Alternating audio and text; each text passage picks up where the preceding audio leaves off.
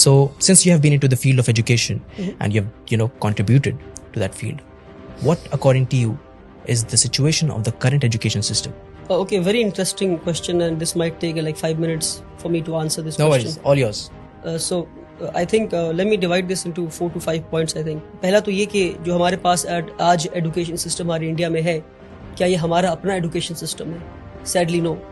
This education system was left behind by the Britishers. British ने जो education system हमें दिया है वही आज हमारे पास है, with little changes in it. Now British की एजुकेशन सिस्टम करती क्या है?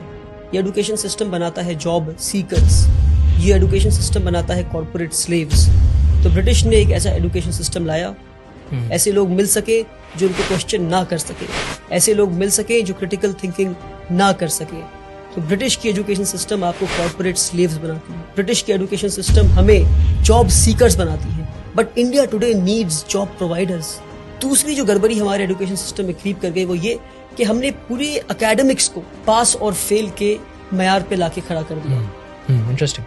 कि आप पढ़ाई करते हैं सीखने के लिए नहीं, आप पढ़ाई करते हैं पास या फेल होने के लिए. तो उससे होता क्या है? मेरे जैसा एक कमजोर बच्चा क्लास 1 में मैथ्स में 40 लाता है तो मुझसे कहा जाता है कि आप मैथ्स में पास हो गए. फिर मैं क्लास 2 में जाता हूँ, फिर मैं 40 लाता हूँ तो कहा जाता है कि आप मैथ्स में फिर से पास हो गए. तो यानी मैं 60 नंबर जो नहीं ला पाया तो 60% में नहीं सीख पाया. ये 60% बिना सीखे मैं क्लास 2 में गया, फिर 60% बिना सीखे मैं क्लास 3 में गया, फिर 60% बिना सीखे मैं क्लास 4 में गया. इसी तरह मैं क्लास 10 पहुंच जाता हूँ और 600% मेरे एजुकेशन में लूप रह गए, मेरे एजुकेशन में कमी रह गई. क्योंकि मुझे ये बताया गया कि पढ़ते सीखने के लिए नहीं है. मेरे एकेडमिक्स को लर्निंग परसेंटेज पे नहीं लाया गया, मेरे पढ़ने को पास या फेल पर लाकर मुझे 0 बना दिया गया. क्योंकि मैं पास होकर डिग्री तो ले लूंगा और मुझे जॉब भी मिल जाएगी और फिर किसी कॉर्पोरेट वर्ल्ड में मैं गुलामी के लिए पहुंच जाऊंगा.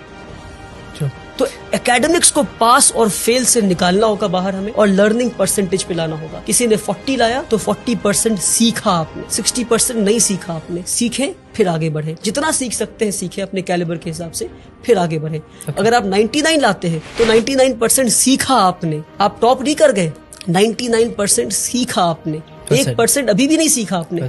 अगर आप 100 में 100 लाते हैं तो पास हुए आप. ये दूसरी बात. तीसरी बात कि हमारा जो एजुकेशन सिस्टम है आज का वो आपको रोट लर्निंग पे फोकस करता है. आप पढ़ते जाते हैं पर आपको पता नहीं आप क्या पढ़. आपने पढ़ा होगा कि इंडिया में जो फूड ग्रेन्स है वो मिलेट है, बाजरा है, जौर है. ये पढ़ा आपने, पर कभी देखा आपने इन चीजों को? पढ़ा है but I have not seen it. Correct. मैंने भी कभी देखा नहीं. मेरे ख्याल से मिलेट ऑन पर्पस नहीं दिखाया गया इसको. बाजरा क्योंकि अगर आप बाजरा देख लेते तो आप पता करते कि बाजरा उगना क्यों बंद हो गया है. हाँ, बंद हो गया. That's what I am saying. क्यों बाजरा लोग आज नहीं खा रहे? पहले के लोग बाजरा खाते थे, पहले के लोग मिलेट्स खाते थे, जौर खाते थे, आज क्यों नहीं खा रहे? तो experiential learning is what we need, hands on learning is what we need. We need to see and know what we are learning. आज हमें वो दिखाया नहीं जाता, वो बताया नहीं जाता, सिर्फ पढ़ाया जाता. तो आपको पता है कि ये हार्ट है और हार्ट की ये चेम्बर्स हैं, हार्ट में ये आर्टरीज हैं, ये है.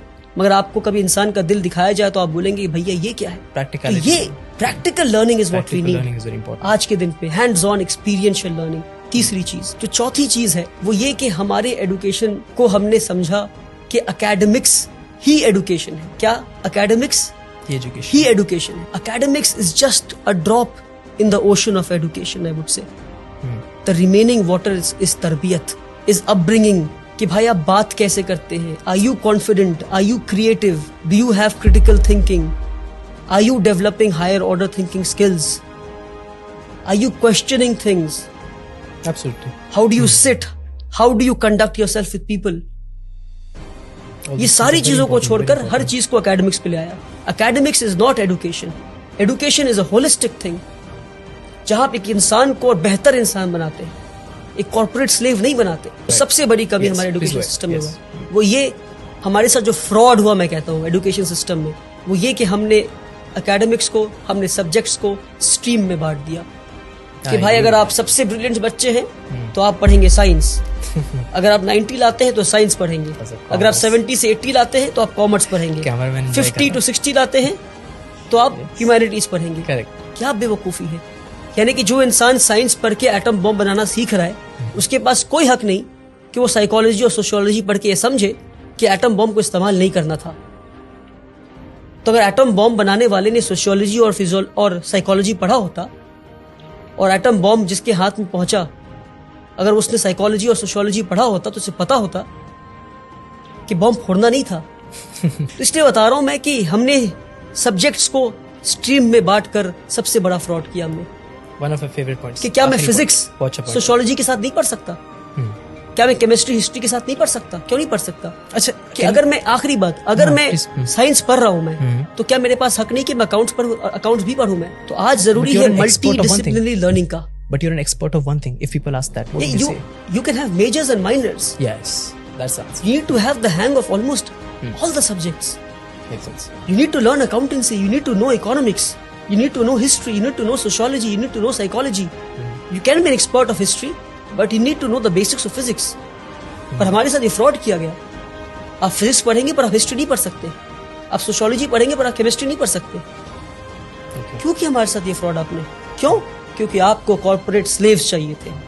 आपको इजी वे बच्चों को देना था कि भाई ये पढ़ो, नंबर लाओ, पास हो, टॉपर बनो, आके हमें सर्व करो। सैडली